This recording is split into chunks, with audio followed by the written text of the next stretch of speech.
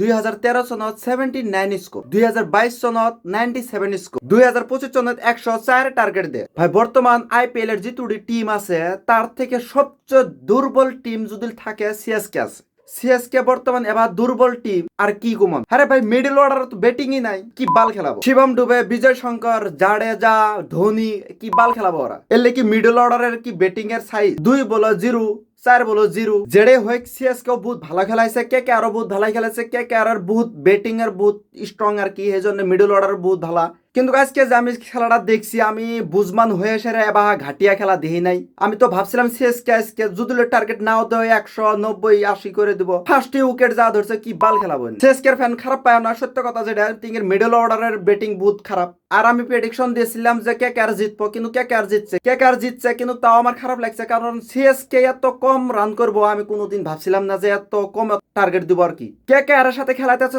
না হলেও 200 টার্গেট, 200-এর উপরে টার্গেট দেন, তাহলে হ্যাঁ কম্পিটিশন লাগবো। 10 ওভার 1 বলে খেলা শেষ করে দিছে। সুনীল নারায়ণ ভাবছিল যে 10 ওভারের আগেই খেলা শেষ করে দিম, কিন্তু ওই খেলাবার যায় সেটা আউট হইলো। যাই না হোক, এন্টারটেনমেন্ট আর ভালো ভালো প্রেডিকশন যদি পাবার চাও তাহলে আমাকে ফলো করে রাখো।